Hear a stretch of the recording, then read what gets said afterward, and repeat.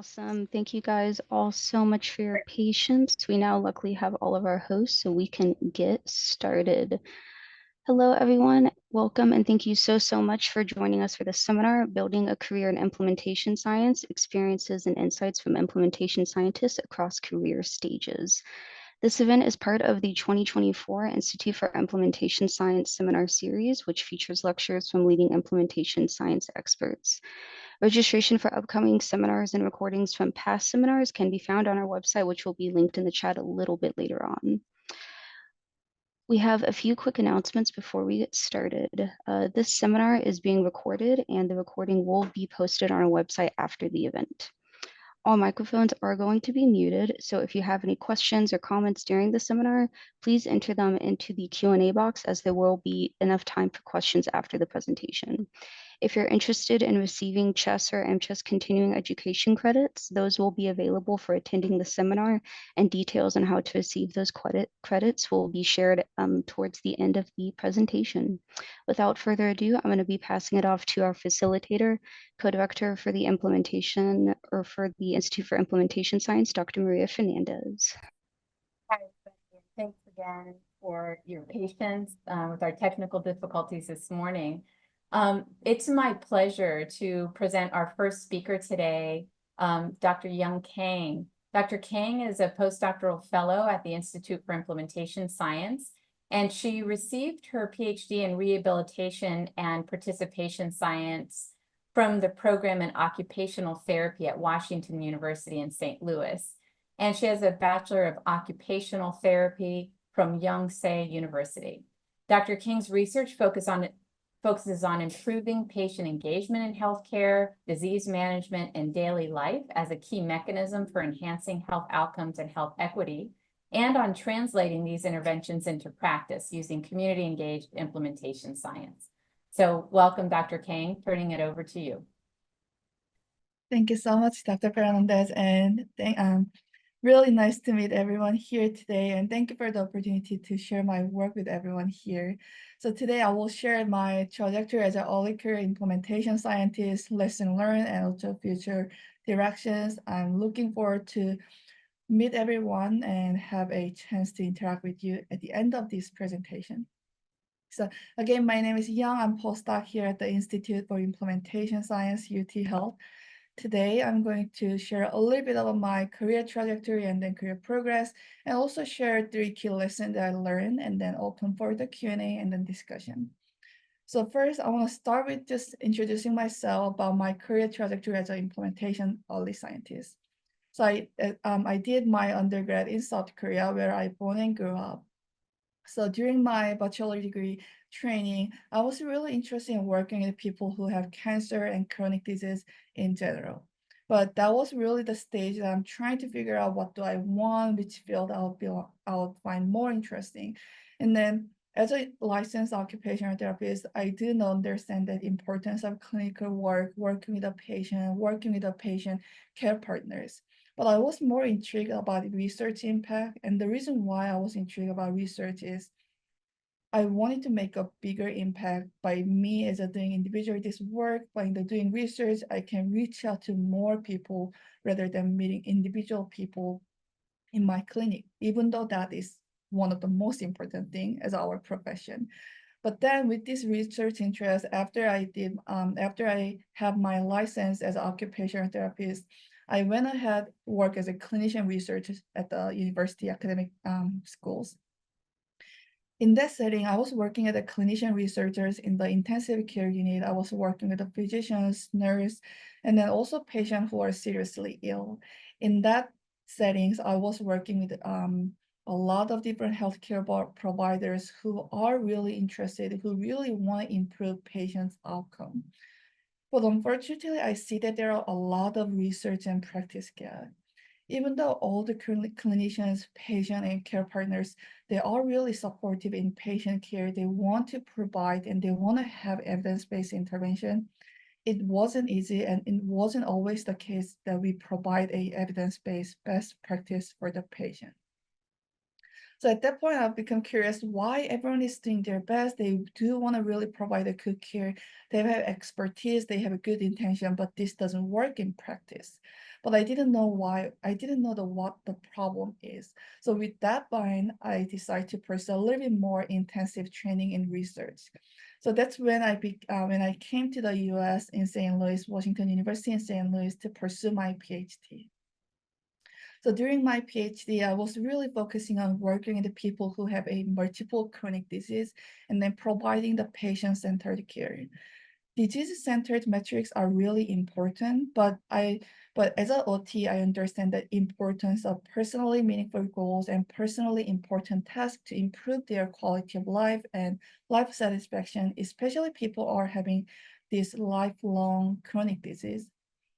And then because WashU is one of the leading institutes regarding the implementation science, at that point, I got exposed to this D&I research.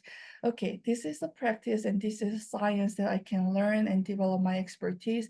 And this is a field that I can answer my question, why there are these serious research and practice gaps. And then I learned this framework, that intervention mapping and implementation mapping, which is one of the key focus of our institute. And I was exposed to this framework and then wanted to learn more about that. So throughout my PhD, I was focusing on two main things. One, developing a patient-centered intervention for people with multiple chronic disease, but also using implementation science framework and perspective to improve the research and practice gap. And then later I wanted to pursue more advanced training in D&I. That's why I decided I pursued to get a position here with Dr. Fernandez here, and then also Dr. Bijarbala, one of our co-directors here. So I pursued my postdoc training here. So in my PhD, I was really trying to understand the D&I framework, but during the postdoc training, I wanted to really advance my expertise in implementation science, and I wanted to contribute to improve the D&I research itself. So for example, in my PhD, I was more focusing on understanding the framework, how to use the implementation mapping, how to use other framework. But during my PhD, I was really focusing on how to advance the framework and how can I contribute there, what kind of innovation can I bring to the field. And then later, I was also working with another professors in our school to improve the implementation of patient priority care in the clinical settings. So my postdoc training was really the extension of my other training under my undergrad and then PhD, but you will see that there are lecture extension from all my trainings. And then now as I start to preparing to wrap up my postdoc training, and I want to work for the more independent faculty base, I wanted to bring all other new perspective to the implementation science. So for now, I'm working on to build my expertise in behavior economics, system science, and then also bring those to the D&I field so that I can bring innovation to the field and moving the field forward. And then we'll continue work on the clinical settings to improve the research and practice gap. And I'm also working on prepare my KO1 application to continue build my training as an implementation scientist, as an early career investigator. So this is a really a high level overview of my training trajectory, but you will see that I was interested in the clinical field, but I see the gap in the practice, and then I'm using and then working on the implementation science field with a passion to improve the research and practice gap. So this is a really a high level overview of my trajectory as an early career implementation scientist. But next thing I want to share is a key lesson that I learned throughout my career training. So first domain I want to share is a mentorship. There are two lessons that I want to share. There are two lessons I want to share regarding the mentorship. Is first, being very intentional when you're asking your mentorship and when you're interacting your mentor. If you are a postdoc or PhD, you probably have your primary mentors. So in my case, Dr. Maria Fernandez and Bijay Bala, they are my primary mentors. But you also probably have other previous mentors that you've been interacting with. So in my case, I have my mentors through my PhD and undergrad, and I have a continued access to them, interact with them. But also don't forget other team members around you. In our institute, we have other great investigators, seniors, who are also presenters for today. So make sure that you will also take advantage of access to your great team members that you may have. And also another thing that we often forget is your peers. Throughout my PhD and postdoc, I also meet a lot of great my peers, PhD and postdoc at our school. And then you will be surprised how much wisdom they will have and how different experience they have. And maybe even though your experience might be a little bit similar, they will have a different feedback, advice for you to help to guide your mentorship. And next domain that I want to share is a collaboration. If you're in the implementation science field, or if you want to be in the implementation science field, you probably will have some sort of a collaboration. And this is one of the main key skills that you probably want to put in your toolbox. So when you're collaborating, maybe you will collaborate with community partners, which could include patient care partners, or schools, or the organizations, many different community partners that you can work together. And I do think that during your postdoc, it is a good stage that you try to practice or maybe strengthen your network or your collaboration. So maybe reaching out to the people that who are usually not in your regular circles, reaching out to the people that you meet your conference or workshop, or many other people that you don't really work together, but you want to work in the future. And the last thing that I want to share about the collaboration is collaborating with your regular circles as well. I think postdoc is a stage that you have your mentors, but it's a stage that you prepare to have your own unique skills, and then maybe preparing to collaborate your mentors and previous mentors in the future, because you probably have some unique expertise that your mentors do not have, or different focus. And then also work with your team members and even your mentees, because it's likely your interests are overlapped, but they will also bring new other innovative perspective that you may not have. So I want to share my lesson that collaboration, maybe in any field, but particularly in implementation science, that's one of the key skills that you probably want to put in your tool set as an early career investigator. And then one last domain that I want to share is expertise and innovation. So if you're like postdoc like myself, or when you just finish your PhD, I was thinking that, oh my gosh, I had such a long school, I had such a long training. I'm not taking any more coursework. I'm done with the assignment. I'm not taking any more finals. But then while I'm doing postdoc, I learned that continual learning is really important. This sounds really cliche, but it's not always easy, because if you're a postdoc, you will have other competing tasks or commitment that you need to complete. So you need to be really intentional to make those time for continued learning. And I do think that this is particularly important if you want to be in the implementation science field, because even though implementation science has really a strong foundation as a field, but I do believe that there are a lot of evolving aspects that you can bring innovation to the field.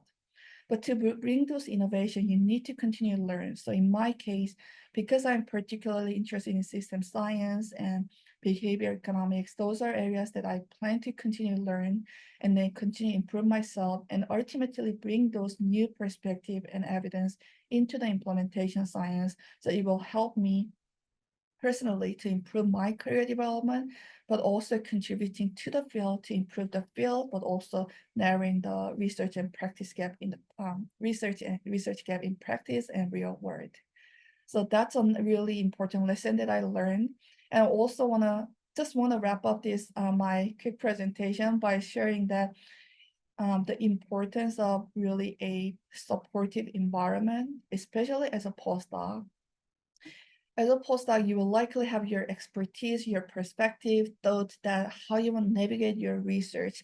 But sometimes it could be intimidating to bring your perspective and then participate in a discussion, especially when you're interacting with your mentors, seniors, or people outside of your regular circles.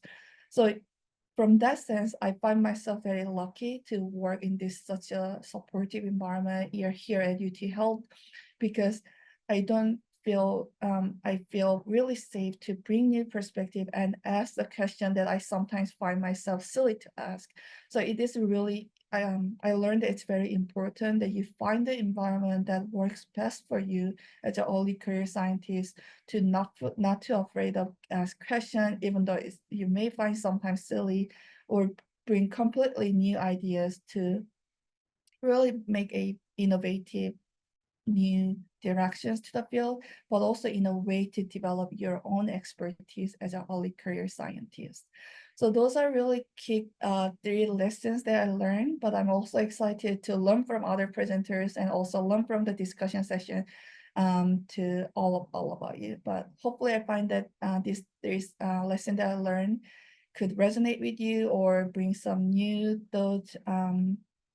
So with that, I think I will wrap up my presentation and want to thank everyone to hearing my stories and looking forward to learn about you. Thank you so much, Dr. Kang. And we're going to have discussion at the end of the 3 presenters. So if you have any questions right now or comments, feel free. Use the Q&A, please, for questions.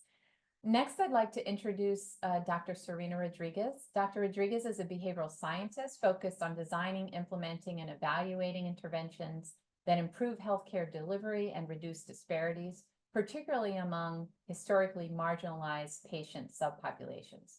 Her research blends training and implementation science and cancer prevention and control with expertise in community-based global health work. Dr. Rodriguez has led studies examining access to women's health services in rural Uganda, cervical cancer screening among women with refugee status, and cancer care delivery for women living with HIV.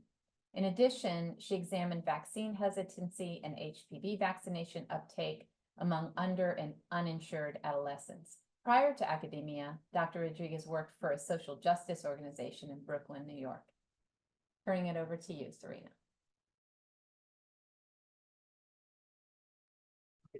All right. So as Dr. Fernandez said, I'm Serena Rodriguez. I'm an assistant professor in the Department of Health Promotion and Behavioral Sciences here at UT Health Houston. And when I was asked to give this talk, I was thinking, what experiences or lessons learned can I give as a person in early stage of my career? I'm starting year 4 of my faculty position, and I am a card-carrying implementation scientist. But how did I get there? What did that look like? And so I really started looking at sort of my trajectory. And I hope that as I talk through what that looks like, that you can see yourself in some of these steps that I took. You can think about things in new ways. And really, I was thinking about my doctoral students and postdocs and folks who are on the job market who were thinking about a career in implementation science when I was putting this together. So I first thought, what in the world would I tell myself just out of college, 22 years old, ready to take on the world? How did I get to where I'm at right now? What are the lessons learned in the past 20 years? First, ask questions. I was a painfully shy child and can be actually a very shy person.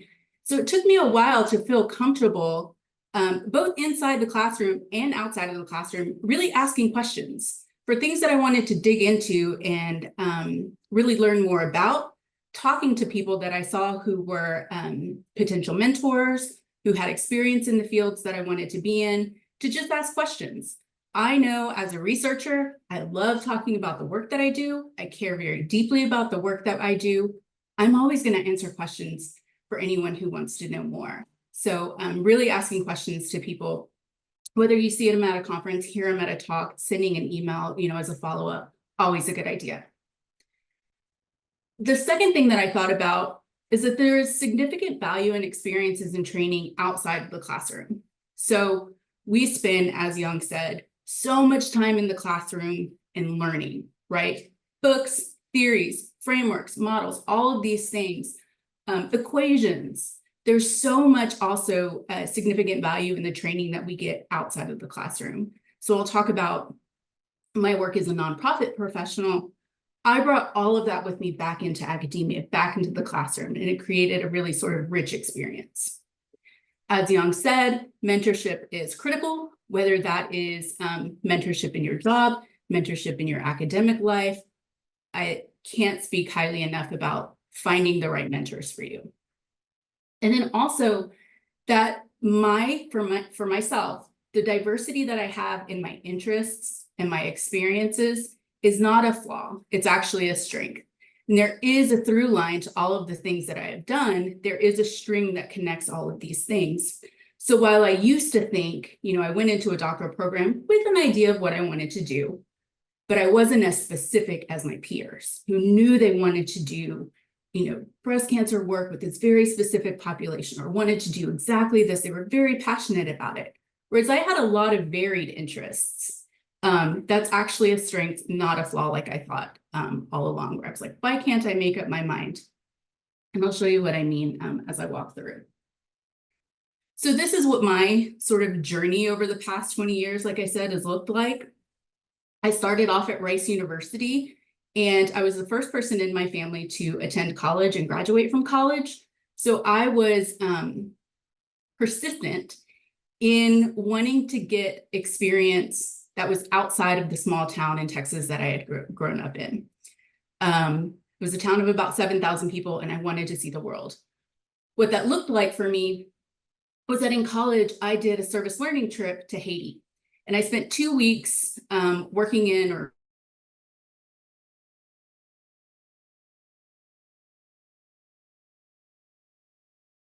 the Haiti earthquake of 2010. And Haiti is a beautiful country, but we know that it has some very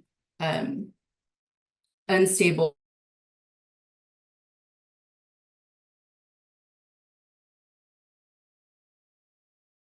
Wanted to do some sort of service delivery.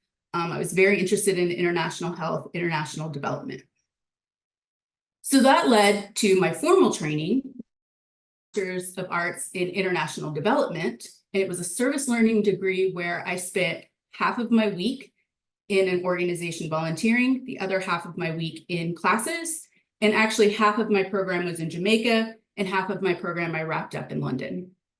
So I was doing this very formal international development, touring international NGOs on service learning trips, doing on the ground work in the communities that I was living in. But what I learned outside of the classroom goes along with implementation science. Now that I've taken a look and kind of surveyed, what I've done, I've been doing and thinking about implementing programs since all the way back, in 2004.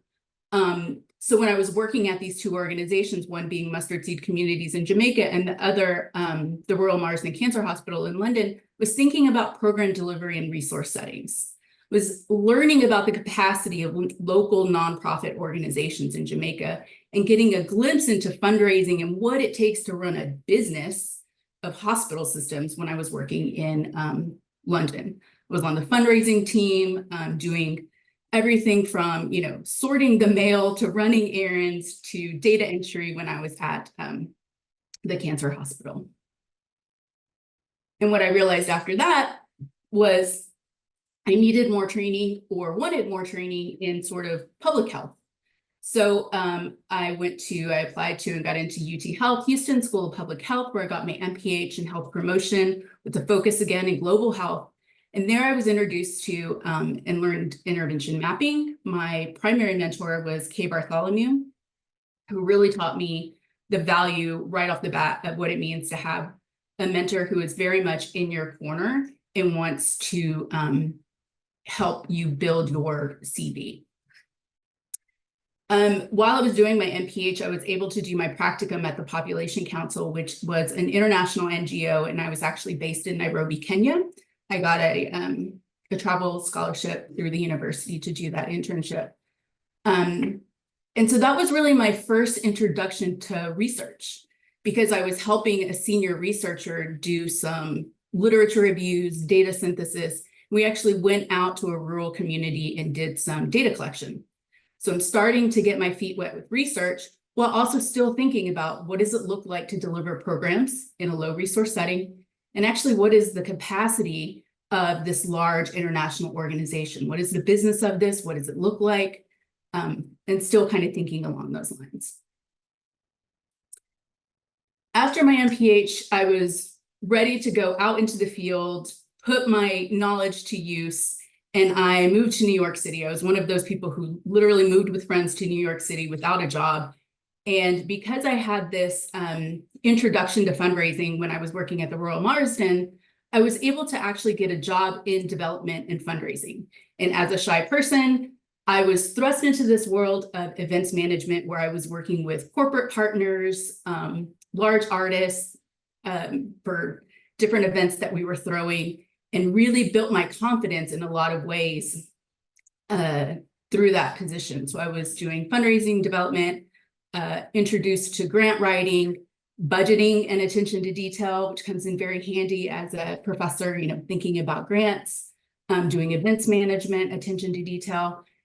And then I worked at a nonprofit called Groundwork, and we were delivering educational programs and social services in East New York, Brooklyn.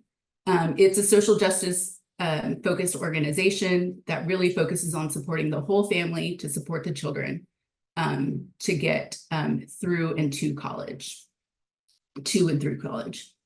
And again, I'm writing grants, I'm helping support development and fundraising, and I'm looking at the business side of a national nonprofit and education system institution at ICP, and then of a local nonprofit organization when I was working at Groundwork. And at Groundwork, we worked in a three-story walk-up in the middle of East New York, Brooklyn. And so we're all very close. My office was basically the living room with 4 other people. And so I sat right next to the person who was doing our evaluation. And we had a very robust program evaluation component to all of the work that we did. And I was very interested in not only how we're delivering the services, but also how we're evaluating those. And it kind of clicked back in that training that I got when I was at UT Health and at Roehampton. And ultimately led me to wanting to go back to realizing I was interested in evaluation and was interested in research. And I applied to doctoral programs and ended up going back to UT Health Houston School of Public Health for my PhD in behavioral sciences. I never not worked when I was a PhD student. I was a graduate research assistant on multiple projects, including one for Dr. Fernandez. And while I'm in the classroom learning biostats, how to put together a manual of operating procedures, I'm learning additional theories, doing all of that formal training. There's the informal training through learning how to manage a research project, how to be a project coordinator, how to support staff and data collectors, doing hands-on program development and implementation, thinking about how do we enhance the adoption and implementation of the HPV vaccine, which was the focus of our research project and eventually the focus of my dissertation. Getting my hands wet or feet wet with grant development and grant writing as a doctoral student. And then also I was a TA, so learning how to teach. All of this sort of informal training that I had in addition to being in the classroom. After my PhD, I did a postdoc in cancer prevention and control and formally in implementation science. I realized that all along I had been thinking about not just how to develop programs, but how do we implement them again in these resource limited or low resource settings. So I wanted sort of some formal training in implementation science. I knew intervention mapping and co-authored the implementation mapping manuscript, which is how do we systematically think about and develop and implement and evaluate implementation strategies. So I worked with Dr. Fernandez and our colleagues in the Netherlands on that manuscript. And I was also a scholar for at the Institute for Implementation Science Scholars, which was at Washington University in St. Louis. It was an R25 program, and I don't know if it still exists or if it was renewed, but I really got my formal training there in implementation science theories, models, and frameworks, methods, and study design. So it helped pull together all the things that I had already been doing, but put them under an umbrella and let me give them names. During my postdoc, I also did, again, grant development, grant writing, how to build partnership, do some collaboration, as Young was talking about. And I was working in particular in an integrated safety net healthcare system where I was bringing together my global health background and my cancer prevention background. And so I was doing cancer prevention among refugees at Parkland, which is our integrated safety net healthcare system. So learning again about data collection. And then also another really important thing to me is work-life balance. So what does that look like, and figuring out how to do all the things that I really enjoy doing, but also do it in a way that I don't get burnt out, which I think is very important. Ultimately went on the job market, and now, as stated, I'm an assistant professor here at the Department of Health Promotion and Behavioral Sciences. And all of this work has culminated in two primary research focuses that I have, which are enhancing refugee health services within an integrated safety net healthcare system. And I also do substance use prevention, treatment, and recovery support services work. And you can look at our project homes for more information on that. But I'm also a methodologist. I'm taking all of the work that I've done, all of the lessons I've learned, and I support other folks in developing grants, teaching how to use implementation mapping to develop implementation strategies. How do we select implementation science theories, methods, and frameworks? How do we evaluate implementation science outcomes? And the whole path has kind of led me to these sort of places that I'm at right now. And it doesn't, I think originally it felt to me like, oh, well, I'm doing some of this, I'm doing some of this, I'm doing some of that. But really the through line for me has always been, what does program delivery look like in these low resource settings? How can we support communities? And how can we ensure that what we're doing in these communities is sustainable? And all along, I didn't realize I was doing implementation science, but I was, and that is what I do today. I have my contact information here. That's a QR code to my bio and my CV if you want to take a look at that. And again, ask questions, reach out if you're interested. Always happy to chat. If you see something on there that you're interested in, definitely let's chat. Now we'll pass it off. Thank you so much, Dr. Rodriguez. Okay, now we're going to our senior faculty person, Dr. Samiran Ghosh.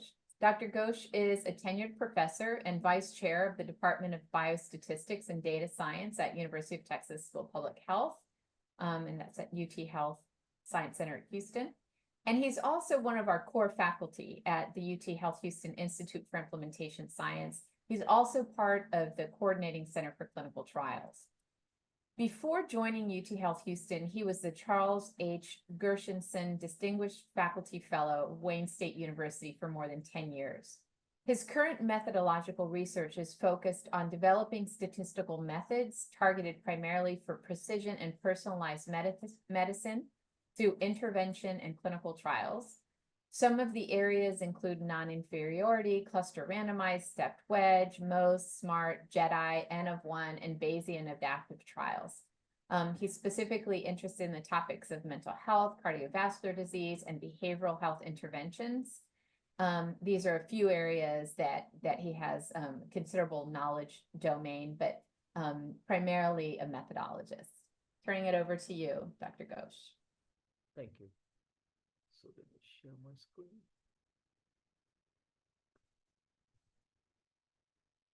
Okay. Thank you, Maria, and thank you, the first two speakers. Again, like I'm a professor and vice chair of the Department of Biostatistics. These are the affiliations that I should describe. So again, like before I begin my talk, probably will have a little bit more research focus. Just a disclaimer, this is the view of a statistician with significant experience in randomized controlled trial. So there is some bias because all studies don't have to be a trial. Even with the statistical community, the views, for example, I'm going to express are not unique. So there is considerable variation that we should expect. My views do evolve over time with new experience. So, there is always a concept of reliability. And so please be curious, and we should always ensure that, whatever we are trying to describe is valid. So these are the 4 key words, I think, that is important for any studies. So my background, like I think Maria explained a little bit, but I'll tell slightly more details. So I joined UT School of Public Health in 2022. This is, in fact, my first job in the School of Public Health. Before that, I was faculty at the School of Medicine, both at Wayne State and Weill Cornell Medical College for more than 12 plus years. I founded and directed Biostatistics and Epidemiological Research Design Core at the Wayne State University for 5+ years. Lead different grants, for example, P30 and P50 Center grants, Data Science Core. Here we got funded after coming here to Institute of Implementation Science, 3 grants. I will talk about like U54, EO1, and a contract through MSIN, Multiple Sclerosis Network. I've written many grants, so there is a heavy bias of my presentation, for example, that what I learned from those grants. I am a standing reviewer of an NIMH study section since 2021. I am also a reviewer of CDRMP, DOD, and PCORI. I have mentored experience at different stages. For example, I have mentored 4 postdoctoral trainees in biostatistics. I have also mentored other trainees through the K Awards.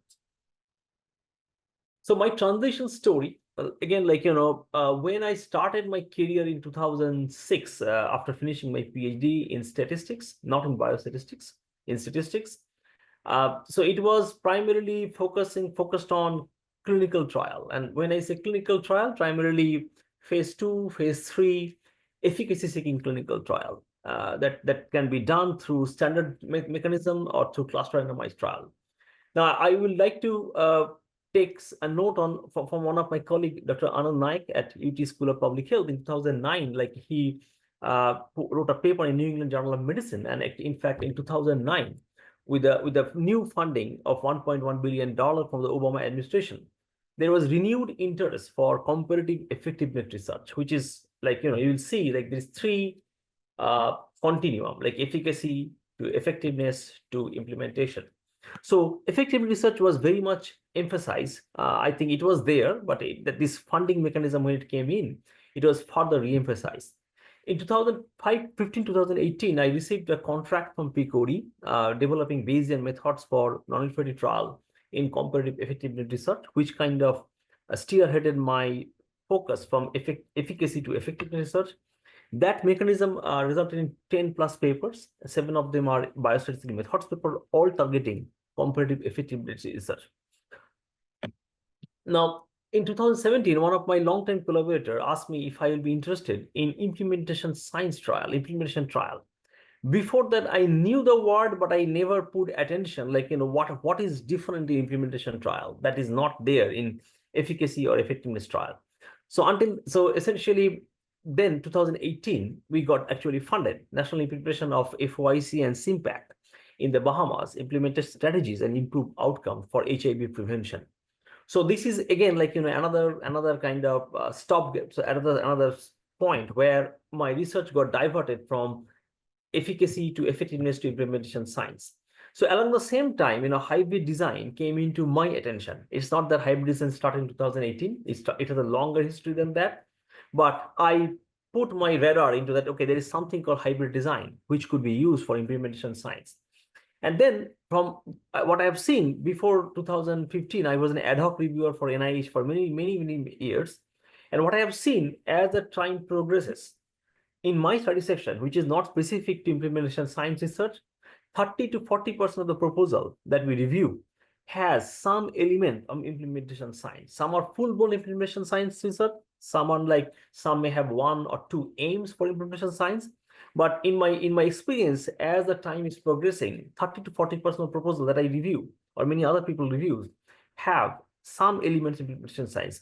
Albeit many issues were unsolved as we are deciphering different aspects of implementation science, and we are still looking for asking questions.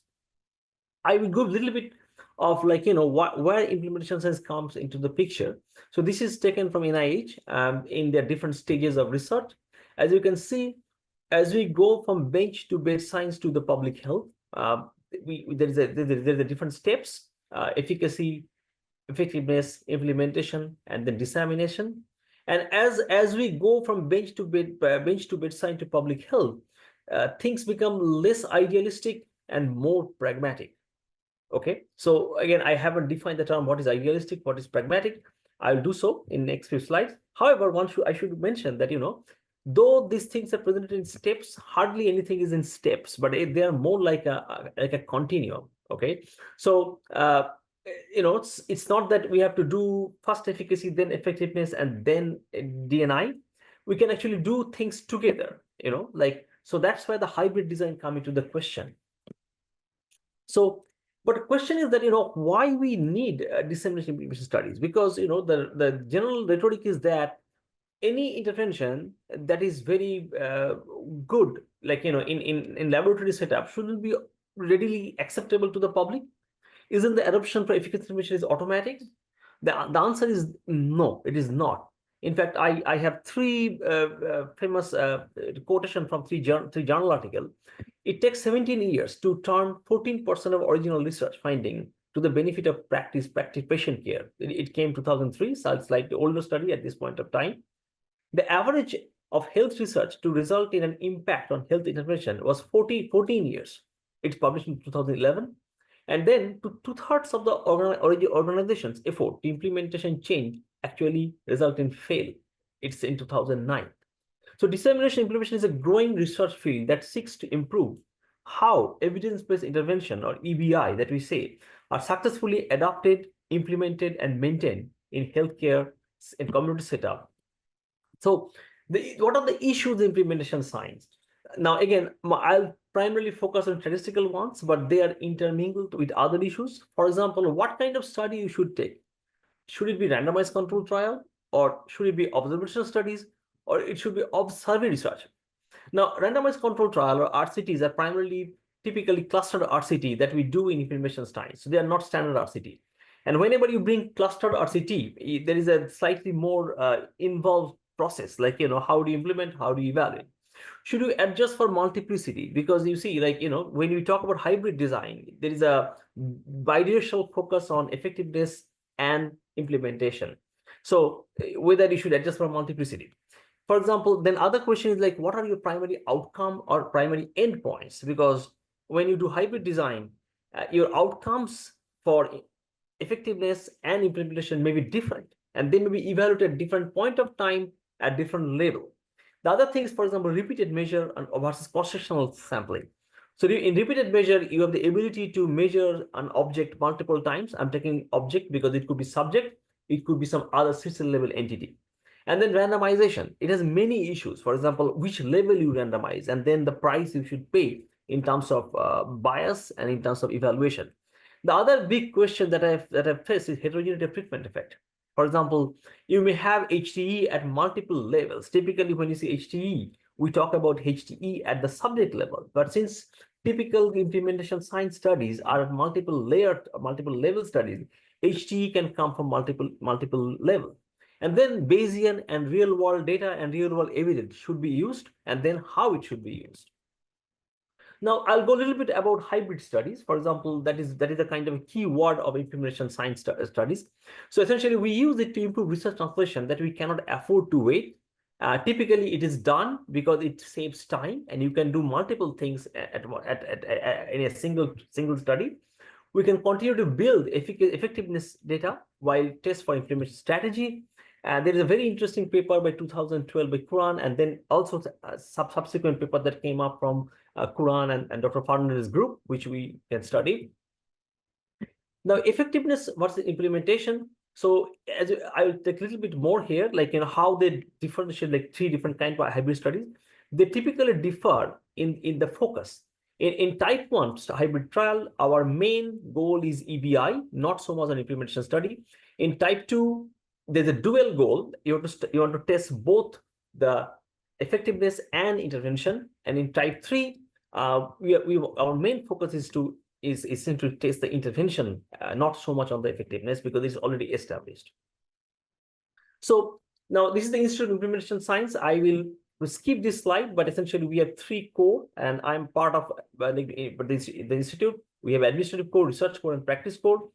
And then we should remember, like hybrid study is not for everything. Like, it is not like every study don't have to be a hybrid study. In fact, there is a nice schematic, that is available through institute, like, where you can see where your study fall in terms of hybrid study and whether it will be a hybrid study or not. So there are different limitations. For example, when you do hybrid study, it's a complexity, there's a cost, there's the measurement issues, and also different types of design that you should get. So I could talk a little bit more about the design issues. For example, typical implementation trials are cluster randomized trial, whether we should use a step-to design and what kind of step-to design, for example, albeit sample size calculations are a little bit involved. There is also something called staircase design, which is a variation of step-to design. There are also dual randomization, for example, and then multiple testing. I'll skip this slide because this is much more involved or different kinds of design, but I'll go to the last slide. So we should remember, like, behavioral or the system level interventions are unique. They're not like a drug trial, typical drug trial. High frequency AIM health or e-health trials are increasing. Adaptive designs are becoming more popular. One size may not fit all in many studies. And as a result, implementation may be the biggest challenge. The last thing I should mention that, we should collaborate, ask questions, and we all have to learn together as the field is evolving. Thank you. Thank you so much, Dr. Ghosh. So I don't believe that we have any questions in the questions and answer section. So if any of you want to add any questions there in the few minutes we have left, or just take yourself off of mute, I think you're able to do that. One of the things, just while you're getting your thoughts together, if you have any questions that I wanted to make an observation about is that, the three folks that you heard about today, they kind of came in with different expertise, different topic areas of interest. And, but I would say that all of them sort of have in common an emphasis on methods and methodologies, right? And I think that has sort of enabled them to move across different topic areas, and so that's something I think that across the stages in the career you've seen is similar across these three speakers today. I wanted to point out that that's not always the case, right? Sometimes people come into implementation science with a very specific focus and they stay in that focus, right? They may not have started out as implementation scientists, but they become interested in thinking about, how do you go further along the translation continuum in that specific topic area of interest. We have a question here for Dr. Ghosh. What are your thoughts on the methodological challenges in dual randomized trials? It's a pretty complex question. Let's see if you can answer it in 2 minutes, Dr. Ghosh. Sure. So when you have a dual aim, for example, effectiveness versus implementation, typically, because dual randomization came very recently, typically it's like a one-stop shop. You have a single randomization, and then you decide like how to evaluate them. That kind of lower the priority of one versus the other, because you cannot do randomization focusing on both of them. So when you do a randomization, the evaluation process becomes more tricky. And so far, for example, I have seen only one paper that talked about dual randomization, which is the seminal paper that came in. There are multiple issues on how to analyze those kind of data, which is not solved yet. There is one person in our group who actually worked on the paper, and I asked many questions to him. He told me that he has to decipher those questions. So it's a brand new topic, and many things need to be teased apart. Thank you. I'd like to just take the last few seconds here to thank the panelists. I know all of them personally, and I can say that they're superstars, all in different areas and different stages of their career. And I think that one of the takeaways, certainly from the more junior folks, is the importance of a collaborative environment and mentorship. And one of the things that I think Young said in her talk was the importance of collaborating with your peers, even your early stage peers. So I think that that's a big lesson learned. So thank you, everybody, for joining. Again, sorry for the delay at the beginning. And if you have any questions that for any of the panelists that you'd like to follow up with, please just let us know. We'd be happy to get back with you. Have a great week, everyone.